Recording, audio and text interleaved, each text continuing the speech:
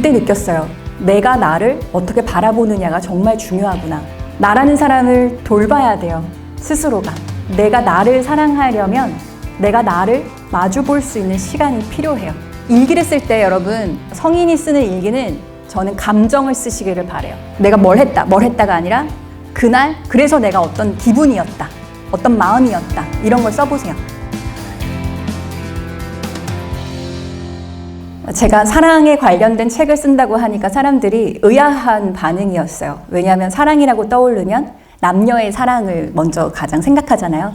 제 책은 남녀의 사랑을 넘어서서 더 큰 포괄적인 사랑을 담고 있어요. 특히나 그 중에서 가장 중요한 건 나 자신을 사랑하는 거더라고요. 나를 어떻게 사랑하는지를 모르는 분들한테는 이 방법을 추천드리고 싶어요. 나의 못난 구석을 사랑해야 돼요. 못난 점을 여러분이 한번 생각해 보세요. 제 얘기를 들으면서. 제가 못났다라고 생각한 것 중에 두 가지가 있어요. 그게 하나가 말하기였던 거죠. 나는 말을 진짜 못해 라는 생각 때문에 저는 대학 때도 말하는 자리를 다 피했어요. 경영학을 복수 전공을 하고 싶었어요.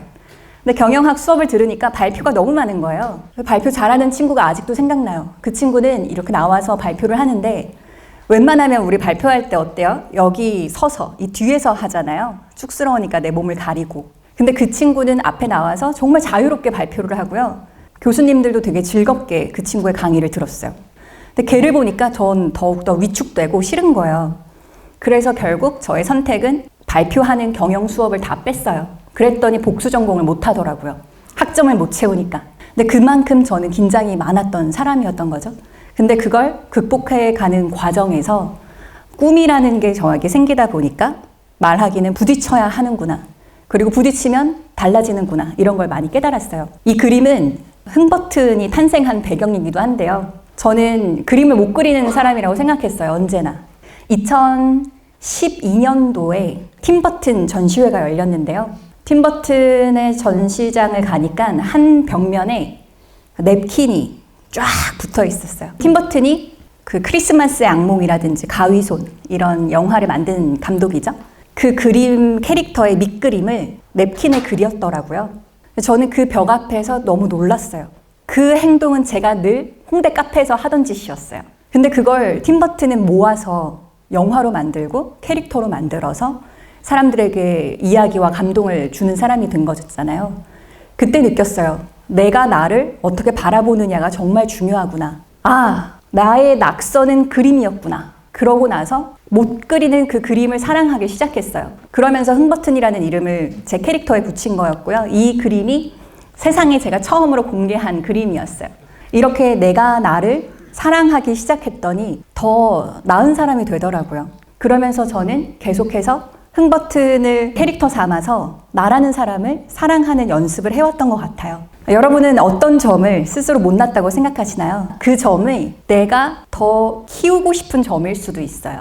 내가 잘하고 싶었기 때문에 내가 못한다고 생각하는 게 사실 더 많습니다. 저는 그래서 여러분이 내가 못났다고 생각하는 걸 더 사랑해보세요. 그러면 더 애정이 가고 더 열심히 하게 돼요. 전 제일 못한다고 생각하는 게 말하기였잖아요. 말하기를 진짜 못한다고 생각했더니 결국에는 말을 되게 잘하는 사람이 됐어요. 왜냐하면 제 눈에 보이는 거예요. 말 잘하는 사람이 누군지, 그리고 내가 어떻게 말하고 싶은지. 그러면서 하나씩 변화하기 시작했습니다. 이렇게 못난 나를 사랑하다 보니까요. 저는 다른 사람들까지 사랑하는 연습을 하게 됐어요. 제주도에 꼼비노라는 젤라또 집이 있어요. 그래서 제가 그 근처에 있는 오피스라는 공간에서 항상 책을 써요. 근데 거기에서 제가 달리기를 하다가 젤라또를 먹으러 갔는데 젤라또를 거기서 한 4컵을 먹었어요. 4컵을 먹고 나서도 뛰어갈 거다라고 얘기했더니 사장님이 기다려보라면서 이 손전등을 꺼내오신 거예요. 제주도는 이제 한 해가 지면 6시부터는 정말 암흑이잖아요. 낯선 그 사장님이 이 손전등을 꺼내주면서 불 켜놓고 뛰라고 하시는 거예요. 저를 걱정하는 낯선 사람. 저는 그게 너무 고맙더라고요. 또 한 달 정도 뒤에 제주도에 왔을 때 일부러 이제 손전등 갖고 와서 사장님 찾아뵙고 다시 또 젤라토도 먹고 우리 새언니랑 리나랑도 같이 가서 먹었거든요. 그런 고마운 기억들이 저를 계속 더 살고 싶게 만들어요.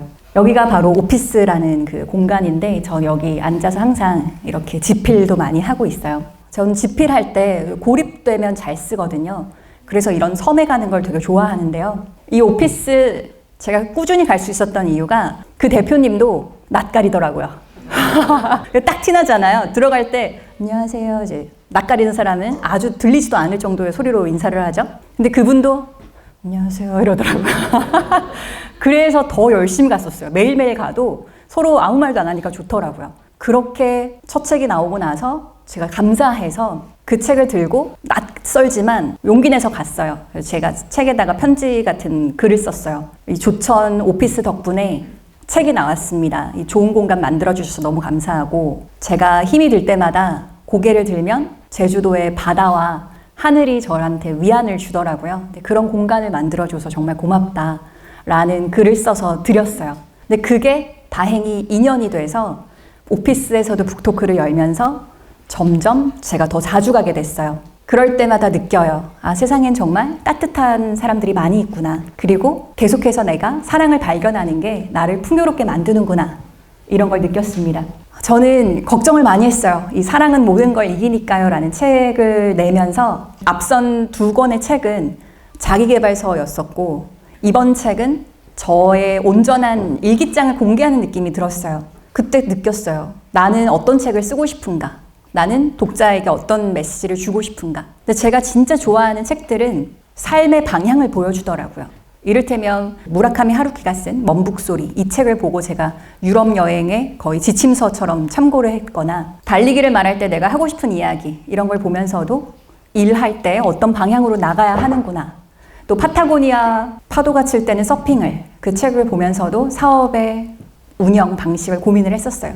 근데 그렇게 삶을 보여주는 책들을 전 되게 좋아했고 희망을 담고 있더라고요. 그래서 저의 에세이도 희망을 주고 싶었어요. 인생이 한 번뿐이잖아요. 2번은 없다. 비스와바 심보르스카의 시 제목이기도 한데요. 저는 되게 많이 생각해요. 어떤 결정 앞에서 망설일 때 2번은 없다. 그럼 무엇을 선택할 것인가? 이렇게 스스로 많이 물어봅니다. 제가 지금의 자리에 있기까지 그 10년간의 직장 생활을 접는 게 사실 쉽지 않았어요. 근데 그때도 2번은 없는 인생, 내가 앞으로 어떻게 살 것인가? 라는 고민을 정말 많이 했어요. 이 무언가를 선택할 때 단호한 선택을 하는 사람들이 있잖아요. 근데 그들을 보면 성격이 대차서, 늘 당당해서가 아니에요. 벼랑에 와 있기 때문에 선택할 수밖에 없는 거예요. 만약 여기 계시는 분들 중에도 내가 사업을 좀 하고 싶다. 또는 직장을 옮겨야 되나? 말아야 되나? 커리어의 어떤 길을 선택할까? 이런 고민이 많을 텐데 그 고민을 할 때 절박하지 않은 거면 지금 괜찮은 거예요. 근데 어떤 큰 결정을 하는 사람은 대범해서라기보다 거기가 아니면 안 되기 때문에 그런 선택을 하는 거더라고요. 그때 우리는 두려움을 정면으로 맞설 필요도 있더라고요. 대화의 정석 책이 대만으로 처음으로 이제 해외에 출간이 돼요. 제가 그 소식을 듣고 대만에 너무 가고 싶었어요. 저는 눈으로 보는 게 좋아요. 제가 피부로 느끼는 게 좋아요. 그게 진실이라고 생각 들어요. 그런 결 중에 하나로 대만의 출판사도 보고 싶었어요. 내 책을 누가 낼 건지. 그래서 저는 무작정 떠났습니다. 출판사와 연락이 안 됐어요. 그래서 찾아가서 만났던 사진이었어요. 그 옆엔 딤섬인데요. 요즘에 제가 깨달은 게 뭐였냐면 재미가 있어야 돼요. 재미있어야 우린 더 꾸준히 잘하더라고요. 그래서 대만에 갈 때도 나에게 재미있는 걸 하나 하자. 그게 딤섬 먹기였어요. 발리에는 원숭이가 고양이처럼 있어요. 그래서 제가 뛰니까 자기들을 해칠 줄 알고 딱 경계하더라고요. 그래서 가만히 처음에 있었어요. 근데 결국 원숭이가 저한테 달려들어서 물려고 하는 찰나에 다행히 날쌔게 도망쳤죠. 그래서 원숭이 손바닥 자국이 제 다리에 난 거예요. 너무 신기했어요. 근데 또 다음 날도 사실 원숭이 마주칠 수 있잖아요. 근데 뭐 큰일 나겠어? 라는 생각을 하고 또 뛰었어요. 이렇게 뛰어서 제가 갔던 데는 요가 학원이었어요. 근데 그런 삶을 추구하다 보면 사실 위험할 때가 있잖아요. 근데 이 위험한 게 상상하다 보면 더 커지지만 실제 맞서면 괜찮더라고요. 저한텐 가장 두려웠던 게 외국 나가는 일이었어요. 백인들이 많은 곳, 그런 데를 혼자 가는 게 과연 내가 할 수 있을까? 이런 두려움이 많았어요. 근데 그런 두려움을 하나씩 극복할수록 그 순간에 깨달았던 점, 그때 느꼈던 에피소드 같은 게 상당히 많아지더라고요. 그래서 전 여러분이 자기가 갖고 있는 그런 두려움이 있잖아요. 그걸 정면으로 맞서 보시면 좋겠어요. 그러면 실제로는 그게 별로 두렵지 않은 일이 될 겁니다. 그래서 저는 여러분들한테 말씀드리고 싶은 게 혼자서 무언가를 해보시면 좋겠어요. 아무도 나를 도와주지 않을 때 내가 나를 챙기는 힘이 생겨요. 근데 그 힘이 다른 사람까지 더 챙길 수 있는 단단한 힘으로 작동되더라고요. 저는 끝으로 여러분들에게 꼭 해보시라 권하는 게 바로 일기입니다. 나라는 사람을 돌봐야 돼요. 스스로가. 내가 나를 사랑하려면 내가 나를 마주 볼 수 있는 시간이 필요해요.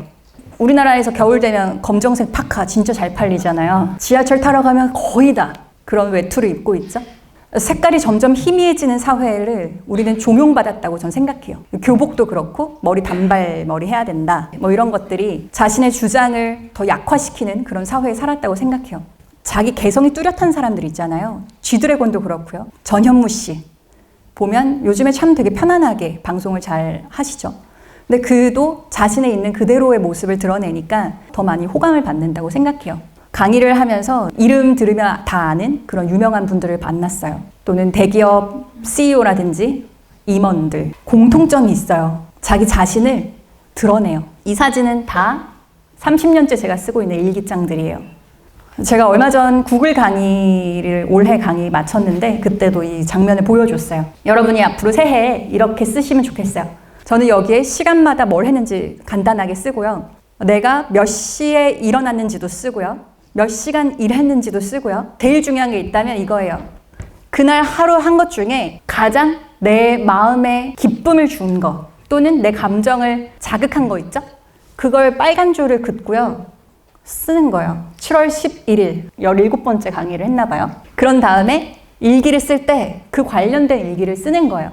일기를 쓸 때 여러분 성인이 쓰는 일기는 저는 감정을 쓰시기를 바래요. 내가 뭘 했다가 아니라 그날 그래서 내가 어떤 기분이었다. 어떤 마음이었다. 이런 걸 써보세요. 그러면 감정 표현에 특화됩니다. 그리고 내 감정을 적절하게 조절할 수 있고 다른 사람을 공감하게 돼요. 제가 사회생활을 하면서 수많은 리더들을 만나면서 느끼는 게 감정 표현을 잘할수록 성공할 확률이 높아져요. 비례합니다. 근데 감정 표현을 안 해야 되는 게 아니에요. 말로 해야 돼요. 얼굴로 하거나 썽을 낸다라고 하죠. 그런 게 아니라 언어로 하는 게 가장 좋고요. 다이어리를 쓰면서 나만의 역사를 써보시면 좋겠어요. 제가 느끼는 사랑은 한마디로 말씀드리면 이거였어요. 사랑은 나를 더 살고 싶게 하는구나. 아마 여러분이 사랑하는 사람이 있으면 그 사람이 더 오래 살기를 바랄 거예요. 이번 책을 쓰면서도 제가 달라진 점이 있다면 더 살고 싶다 였어요. 저는 사실 죽음에 대한 두려움이 없습니다. 지금도 그래요. 어릴 땐 더 심했어요. 그래서 어찌 보면 좀 위험하다라는 생각이 들 정도로 그랬어요. 몰랐던 사랑들을 발견하고 느끼고 타인의 사랑을 또 발견하면서 더욱더 전 살고 싶다라는 생각이 이번에 많이 들었어요. 그래서 전 여러분들도 다 함께 오래오래 살았으면 좋겠어요. 다 건강하시면 좋겠고 그래서 자기 자신을 더 많이 사랑하는 2025년이 되기를 바라겠고요. 저의 책을 읽으면 아마 더 사랑에 빠지고 싶다 하는 생각이 드실 거라고 믿습니다. 고맙습니다. 아까 보니까 일기장 보여주셨는데 정말 하루도 밀린 적이 없으신가요? 전 그게 궁금합니다. 아주 좋은 질문인데요. 몰았어야 돼요, 여러분. 엄청 밀려요. 그게 진짜 중요해요. 일기를 꾸준히 쓰는 방법이 일기를 몰아 쓰고 밀려 쓰는 거다라고 생각하면 돼요. 그러니까 매일 쓰는 강박이 우리가 어렸을 때 잘못된 거였어요. 그것 때문에 성인들이 일기를 안 쓰게 됐죠. 근데 저는 지필 이번에 최근 경우에만 해도 한 거의 3주치 밀려 있었어요. 방법이 뭐냐면 사진을 잘 찍어놔요, 저는. 그걸 되게 가까이서 찍는다든지 그런 식으로 해서 기록을 계속 해놓고 그걸 보면서 밀린 일기를 씁니다. 그렇게 되면 한 3주치면 거의 한 5시간이 걸려요. 근데 되게 좋아요. 혼자서 또 오롯이 생각하니까. 그렇게 한번 해보세요.